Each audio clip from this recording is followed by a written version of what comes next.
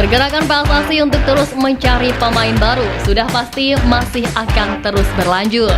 Sejauh ini PSSI pun masih terus mengupayakan yang terbaik buat timnas Indonesia. Dan semua pasti juga tahu kalau nama-nama seperti Ole Romani, Mauro Zylstra, Miliana Jonathans hingga Ian Maatsen adalah nama-nama yang selama ini santer dikaitkan. Meskipun sudah ada satu nama lagi pemain belakang yakni Pascal Struijk serta satu gelandang yakni Jairo yang kabarnya juga masih intens didekati. Terlebih setelah Kevin Dijk selangkah lagi akan jadi WNI, diketahui mereka ini jadi makin yakin untuk main buat timnas Indonesia, apalagi didukung dengan pesan-pesan para fans Garuda yang sedikit banyak membuat perasaan mereka tersentuh. Hal ini juga dirasakan oleh kiper FC Augsburg yang bermain di Bundesliga musim ini, Daniel Klein, yang juga tertarik untuk memperkuat timnas Indonesia.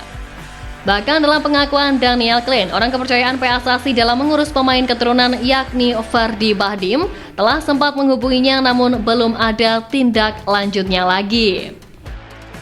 Daniel Klein sendiri merupakan kiper berdarah Indonesia-Jerman, yang mana darah Indonesianya berasal dari sang ibu yang berasal dari Bali.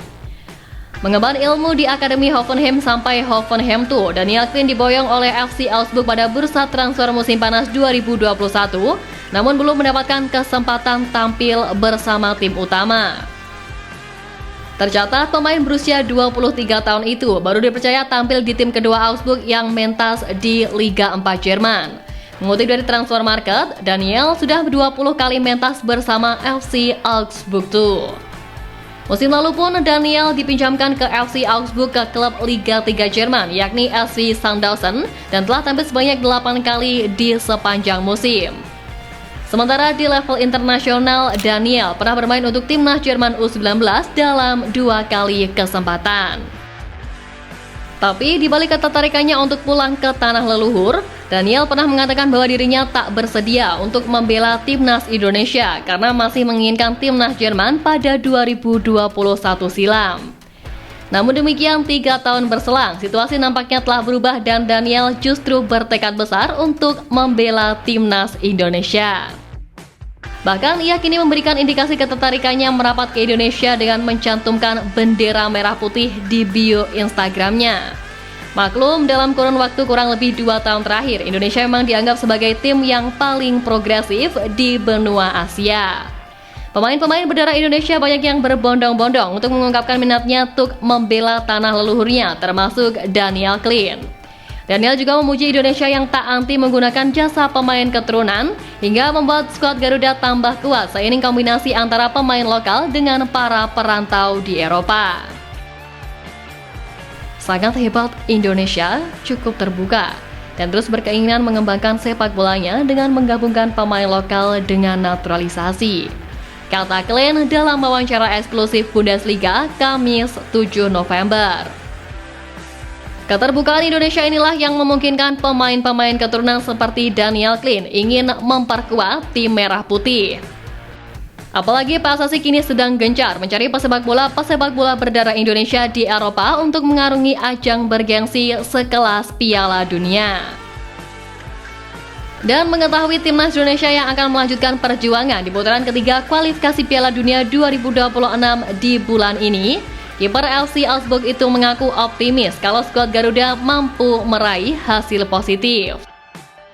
Bahkan soal laga melawan Arab Saudi, Daniel yakin bahwa Indonesia bisa menang dengan skor 2-0. Prediksi ini memang tak terlepas dari penampilan Jay Ises dan kawan-kawan di laga bulan September yang mampu menahan imbang tim berjuluk The Green Falcons itu. Ditambah dengan bermain di kandang dan di hadapan supporter sendiri, Daniel yakin Indonesia bisa memberikan perlawanan lebih dan juga mampu untuk menang meskipun tipis.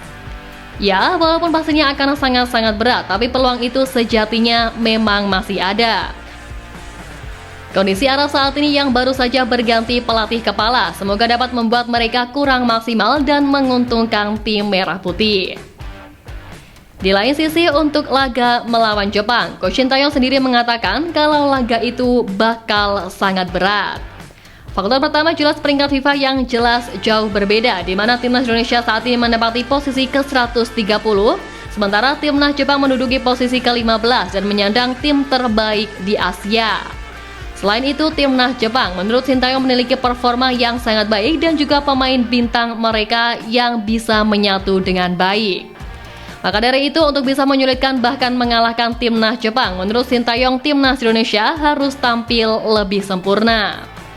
Meski akan sangat-sangat berat walau tampil sesempurna mungkin, tapi Coach Shin membawa 27 pemain terbaiknya demi membayar kekecewaan publik di bulan lalu. Dari 27 pemain yang dibawa terdapat pergantian 5 pemain yang dikarenakan cedera maupun masalah teknis. Salah satu pemain yang mengalami cedera dan digantikan oleh pemain lain adalah Asnawi Mangkualam Bahar. Tapi usai pencoretan nama kapten timnas itu, terbaru Asnawi justru tampil bersama Port FC dalam lanjutan Liga Thailand. Tentu saja menanggapi hal itu, Sintayong pun angkat bicara terkait kejelasan status yang dialami oleh ex-PSM Makassar tersebut.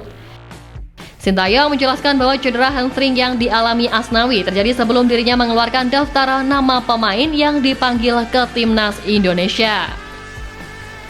Asnawi bahkan terkonfirmasi harus beristirahat selama 4 pekan, di mana waktu itu sangat mepet dengan jadwal timnas bermain. Menurut penuturan STY, Asnawi mengatakan bahwa ia tidak masalah jika dirinya dicoret dari daftar para pemain skuad Garuda kontra Jepang dan Arab Saudi. Sebelum mengeluarkan list para pemain siapa saja yang dipilih, memang Asnawi menyatakan tidak masalah. Tetap, namanya hamstring bisa dilihat seperti itu. Bisa jadi masalah di tengah-tengah, akhirnya tidak dipanggil. Ucap STY menjelaskan. Meski demikian, timnas Indonesia tidak kekurangan pemain di posisi bek kanan karena masih ada nama Sandi Walsh. Selain itu, Sintayong juga kembali memanggil Yance Sayuri dan Yakob Sayuri yang sempat absen pada laga putaran ketiga kualifikasi Piala Dunia 2026 sebelumnya. Selain itu, Eliano Rendes pun bisa bermain di posisi bek sayap, yang mana hal ini pernah dicoba oleh Sintayong saat menghadapi Bahrain.